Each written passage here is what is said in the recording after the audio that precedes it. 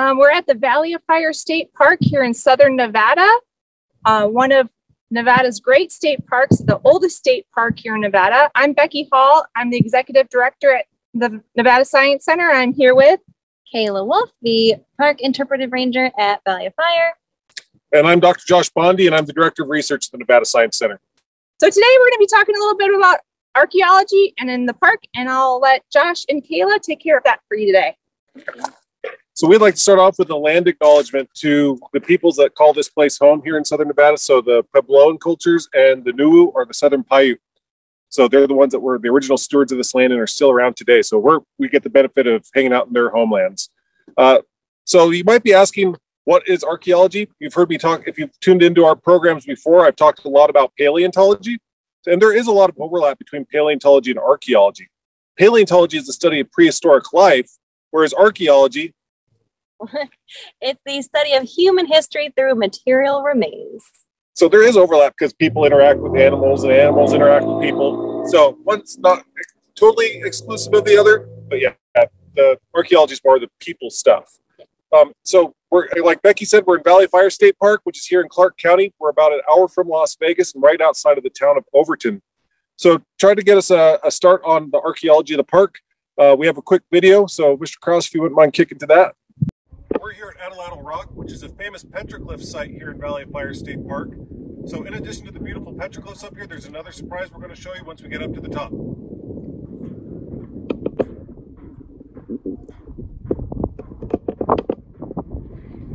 So we're here up at the Atlatl Rock petroglyph panel. So if you look behind me, the namesake for this panel is the second from the top symbol up there, which is an atlatl below the sheet. An atlatl is a specialized lever arm for helping project a spear-like weapon or spear-like projectile, which is the third symbol down is supposed to be the spear. And so what this story represents, not necessarily sure. This panel has been here for thousands of years, so it was obviously a really important story. You can also see other symbols of sheep, some symbols of Joshua trees. So this is a very important part of the park archaeologically. But if you follow me, there's also another surprise up here. So come across. So as a paleontologist, I have to show off the paleontological part of the story too. On the underside of this overhang, you can see a series of little dimples on the underside of this flat surface. Those are the tracks from a 180 million year old mammal-like reptile. So one of our distant cousins, about the size of a beagle, that was also running up one of these ancient sand dunes when this was a big sand sea like the modern Sahara Desert. Standing here in front of a rock art panel, rock art in Valley of Fire State Park is interpreted to have come from a couple of groups. One being the Puebloan cultures from a little over 1,000 years ago, and from about 1,000 years ago to the recent, more of the Paiute cultures. And both of these groups of people are still around today, so this is their heritage and this is their story. So what happens is, these are petroglyphs. Petroglyphs are different from pictographs, and pictographs are painted onto rock, and petroglyphs are etched into the rock surface. And so what they were doing is that this is before paper was widespread across the Americas, and so stories were told verbally, generation to generation. And only the most important stories, or those that were of ceremonial purpose, were taking the time to etch into the rock. So you imagine if you screwed up, if you weren't a master artisan, your entire rock panel would be destroyed. And so it took somebody who was a master artisan to come out here and take the time to etch these rocks to tell these stories. So you can see there's a number of different symbols that I'm not going to interpret, but there's a couple that are obvious. So if you look up and to the right here, this is a depiction of a desert tortoise, which was a major food source and is still an abundant animal here in the desert Southwest today. If you look up and over my left shoulder, this is a bighorn sheep, and this was a major food source for people that live in the Southwest and live in the Western United States too. Even up to this day, there's still people go out and hunt these animals. So important stories etched into the stone for future generations to learn. Now, what is the difference between the black and the orange? This is a process called desert varnish. And so as a geologist, I can talk a little bit more about that. So desert varnish is a modern weathering phenomenon. So as these surfaces sit out in the sun for thousands of years, and wind-blown dust comes in. Wind-blown dust that includes minerals that might have manganese in it, iron in it. And so as that material accumulates on the surface progressively gets darker and darker and darker and varnishes. So the darker the surface, the older it is. And it takes hundreds to thousands of years in order for desert varnish to form. And so when they etch their stories into the desert varnish, you can actually tell how old the relative stories are by how dark the etchings are. And so you can tell what are the older stories versus the younger stories. And unfortunately, having people coming into the desert Southwest who might not respect these cultures and etching their own graffiti into the rock surface, it takes thousands of years for these surfaces to heal and can permanently damage the rock art. So when you see rock art, appreciate it, you can take photographs of it, but please leave it alone. All right, welcome back. So just a little bit about the pictographs and about the petroglyphs here in the park. So just to put us in kind of a more scientific context as well, looking behind us at these beautiful red rocks, these are a geologic formation called the Aztec sandstone. So that's the geologic unit that all those petroglyphs were carved into. The Aztec sandstone represents the fossilized remains of an ancient sand sea the size of the Sahara Desert that existed in Western North America 180 million years ago.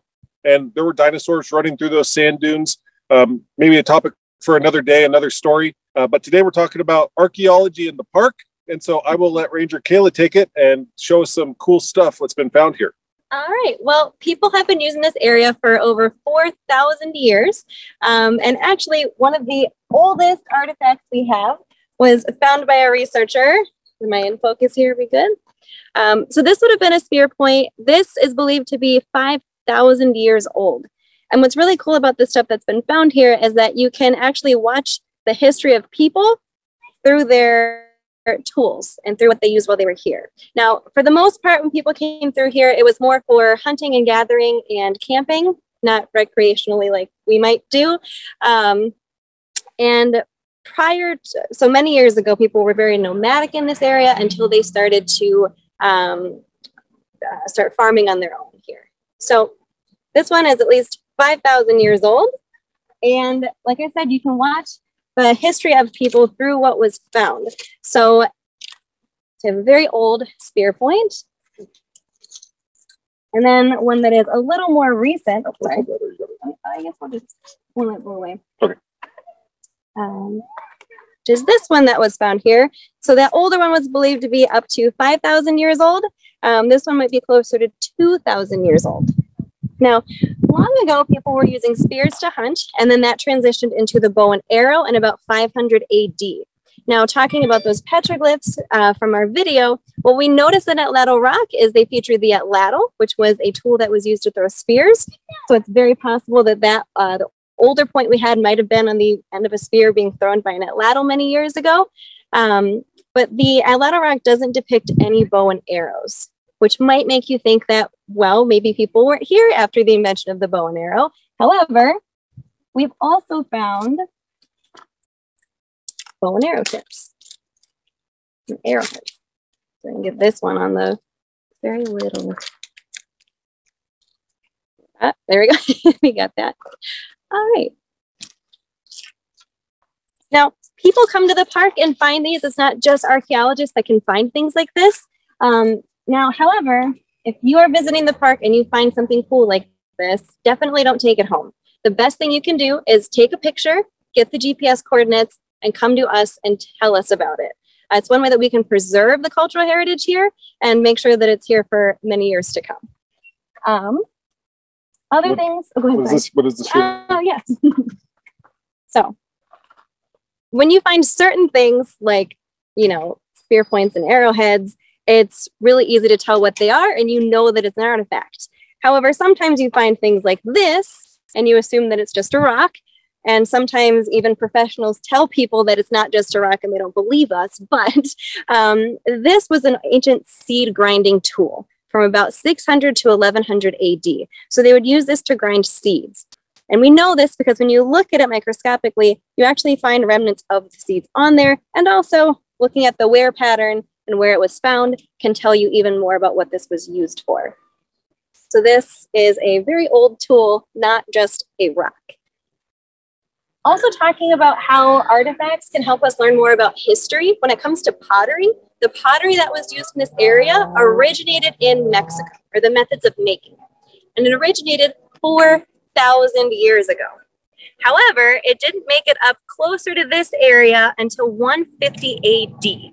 And that's when we start seeing different types of pottery.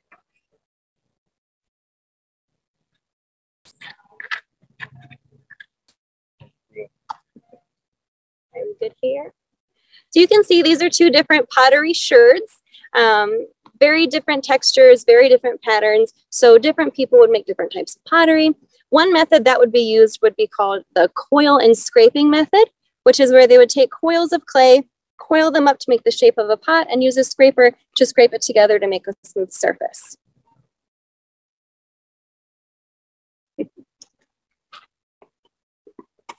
Now, speaking of scrapers, when they were using scrapers to scrape the pots into their shapes, it wouldn't have been a hard material that they were using, but this is another type of scraper that was made out of rock. Oh, sorry, make sure I get there. Another example of something that was found in the park. So those are actually really great artifacts. They're, you know, pretty intact, kind of large, but sometimes people find a lot of little pieces of artifacts. Grab a few.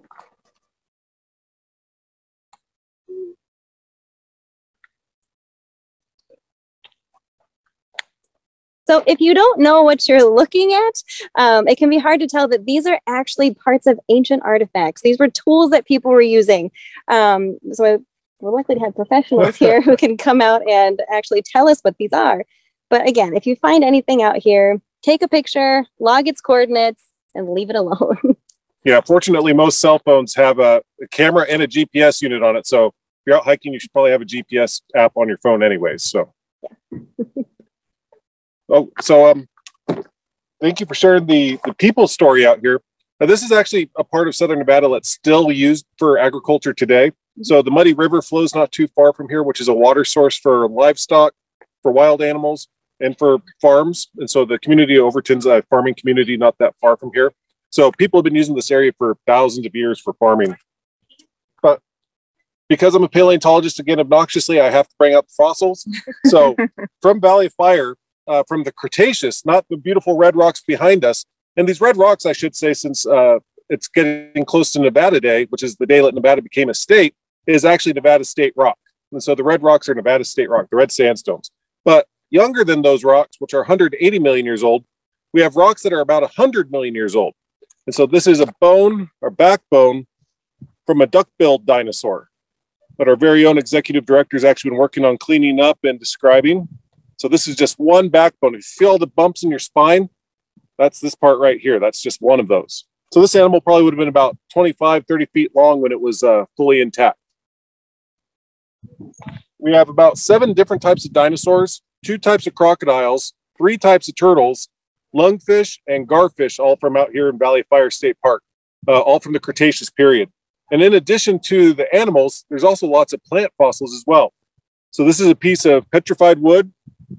It's been polished up so you can see the rings really nice in there. This is a piece of a tree fern that was growing on the riverbanks 100 million years ago here in Southern Nevada.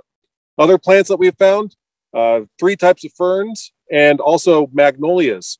So this is a part of the world where magnolias do not grow wild. And so if you look behind us, you can see creosote, spiny burr sage, and plants like that. Not magnolias, though. It would take a lot more water than we have today. And I'm going to hand it over to Becky real quick to talk about an activity for those of you who are educators out there. All right, let me see. So I like to wrap it up with just something before we get to Q&A, something you can do at home. So thank you, Kayla, for inviting us to this park. If you would like to come, if you're local or from Nevada or nearby, you can come to the park and there is a visitor center. So we're not there right now. We actually are in remote part of Southern Nevada where cell reception and internet's really limited. So you can come visit the park's visitor center where they have some of these artifacts on site. They have dioramas with some of these people that used to live here and hunt here. So come down to the Valley of Fire State Park so you can come visit their visitor center. But with an activity you can do at home, no matter where you are in the world, is make your own petroglyphs, right? So we don't want to vandalize. So here I made an example of one. So kind of like a scratch card you would do with colored underneath. Instead, we're going to be scratching sand off a photo card. So what you need is glossy photo paper, some sand, either from the craft store or your backyard, and some spray adhesive. So you want to spray the side, shiny side or the glossy side of the photo paper, sprinkle it with some sand or some dirt, and let it dry. And then you can have fun and create your own stories in your own petroglyphs. So again, these are your stories, or maybe an adventure you had or a memory you have. This motorcycles. So then with that, we'll bring Kayla and Josh back over so you can ask them about the park, archaeology, and paleontology. Sounds good. Absolutely. We've already got some student and class questions, and if anyone has any more questions, feel free to put them in the chat and we'll get to it if we have time. So we have a class here in Las Vegas, and this question was also asked by a class in Florida, and they wanted to know, where are the oldest petroglyphs in the state of Nevada? So Go. You got it. So the oldest petroglyphs from the state of Nevada are actually from near the north of Reno on the Pike Reservation at Pyramid Lake. And so they were etched into tufa, which is a freshwater limestone. And so those have been dated about 13,500 years old. And one of the classes, they wanted to know, have there ever been any remnants of like weapons that have been used for like hunting or anything like that that you guys have found? Oh, definitely. So the down here. Oh, where's the other one? Thank you. Yeah, so these that we were showing, these would have been the remnants of tools that they were used for hunting. Were used for hunting. That's very interesting stuff there, and it just goes to show, I mean, they have necessity as the mother of invention there.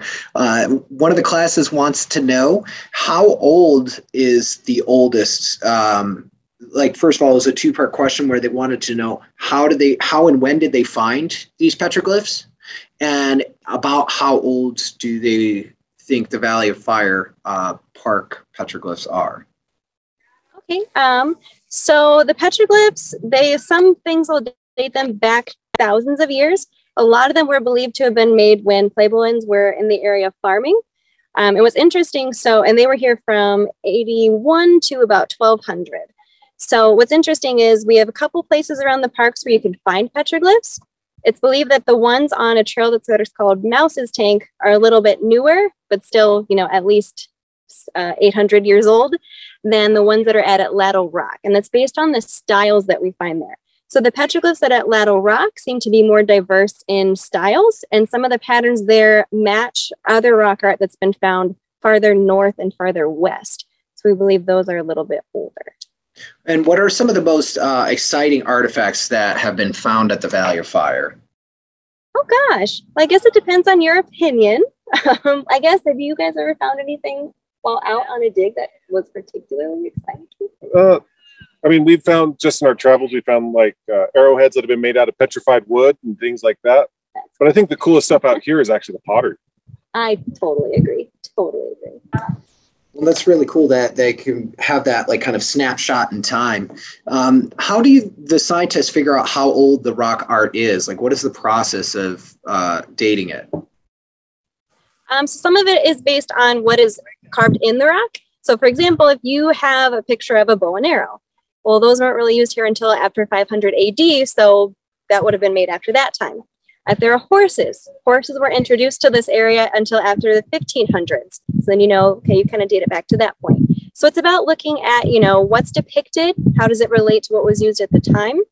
You can also use methods of looking at how the desert varnish has grown back over the carvings and date it that way as well. Am I missing anything? Yeah, geologically, some surfaces, if you have the right types of rocks, surfaces can be dated looking at how radiation from the sun and from the universe has impacted that. It's called cosmogenic dating. To my knowledge, I don't know if that's been done out here in Valley Fire, but it is another technique to date rocks. Before I forget, if anyone has any interest in more of these future events, these awesome events with Nevada Science Center, and would like to be on the Nevada Science Center's email list, it's in the chat and it will also be embedded in the video. We had a question from a class that wanted to know, when was the estimated last time that tribes lived out there? Tribes still live out here to this day. So one of the main entrances into Valley of Fire State Park, you go right through the Moapa Paiute Reservation. So this is still an area that, even though it's a state park today, it's still spiritually and physically important to the tribes of the area and to the people that live in this area, in this region. Now, if you can explain for our guests here that are from other countries and stuff like that, would this be the same group of people that has just stayed there throughout time, or was there an ebbing and flowing of migration of people? Okay, there was definitely an ebbing and flowing of migration. So prior to the groups that are here now, there were other groups that it's believed have since moved down towards the northern part of the Rio Grande. And there was a drought in about 1100 AD, which made it very hard for people to succeed. And the people who live here now were able to adapt to that and do well. So, but yeah, things have changed over time. Long ago, it was a lot more of a nomadic existence in this area. Because you figure we're going back 4,000, 5,000 years. This area has looked very different over the years. So some stretches of times were wetter and great for farming and living. Others were not so great. So definitely that ebbing and flowing going on. And the career side of it, if someone wanted to go into archaeology, what kind of subjects would you recommend that they study in school? I would definitely study. There's all sorts of archaeology books you can get a hold of, especially for any age group. It's one of those popular topics, probably since the Indiana Jones movies. Don't be Indiana Jones; he was a bad archaeologist. But you can learn about archaeology on your own. It's not really until you get to the university level that you start taking archaeology classes, and it's actually a major you can get into. As an archaeologist, you can either go on to get graduate degrees and become a professor or a curator at a museum. But there's also jobs that you can get working for land management agencies like state parks or the Bureau of Land Management or National Park Service. And you get to go out and conserve your country's natural heritage using your degree. That's wonderful. And those of you who are from other countries who want to check that out, more the merrier. We have a question from one of the middle schools here in Nevada, and they wanted to know, is there a large aquifer underneath the Valley of Fire? There is an aquifer beneath Valley of Fire State Park. It's embedded within the red sandstones behind us. But actually the main water source through here is the Muddy River, which you can't see in our frame, but is about, what do you say, 5 miles that way? Yeah. 5 miles to our east. We're facing east right now as we're talking to you. Other water sources within Valley of Fire are the tanks. Do you want to talk about? Oh, yeah. So parts where the rock can collect water when it rains, those are called tanks. And it is amazing how long they can actually store water. I think just in those nice shady areas where the sun's not evaporating it, but that is a really important source of water. And speaking on that, so the petroglyphs, you find the concentrations of petroglyphs in the park near those water tanks. So at Lattle Rock, if you explore on there, you can actually find a pretty big one. Nowadays, it's mostly just the bighorn sheep and other animals that use it. But yeah, also end of Mouse's Tank Trail, there is a tank there. Somebody wanted to know, one of the classes that is joining us from Midwest, and they wanted to know, has anyone ever been caught vandalizing the park? And if so, what are the consequences? Because I know that we touched a little bit on it. If you see the stuff, don't touch it. Like when you're out there, it's, like we say as elementary school teachers, touch with your eyes, just look. And so what are the consequences of that? The consequences are a citation and a heavy fine, and we have definitely seen it. We've seen people carving into the petroglyphs themselves, which you would think is obvious, don't do that kind of thing. We've also found people just carving into the sandstone, thinking that, oh, it'll erode away, it's fine. It's really not. But the thing to think about it is this is cultural history. You wouldn't go into a museum and write your name on a statue. You wouldn't carve into a painting. Same idea applies here. This is history. I take heavy fine. But thank you guys for joining us today. And before we go, I have my email in the chat. If you guys have any questions, comments about today's event, would like the recording of today's event. I also have upcoming edutainment guest speakers and virtual field trips. Before we go, Kayla, can you let us know where can we learn more about the Valley of Fire State Park? Oh, yes. So you could find us online. We are on Facebook and Instagram, valley.of.fire. We also have our main parks website. It's under the parks.nv.gov. Those would be great places. And even better, you could always come visit us. We are open every day of the year from sunrise to sunset. And there's a great campground out here. Oh, yeah. And Josh, if you could tell us where do we go to learn more about the Nevada Science Center, those of us who are new to these events? Just like Valley Fire State Park, we are on all the social media platforms. So Facebook, Instagram, Twitter, and LinkedIn. And you can go see our previous virtual field trips on our YouTube channel. If you want to support more of these, you can go to our website at sciencecenternevada.org, and you can help kick in and help us continue this virtual field trip program.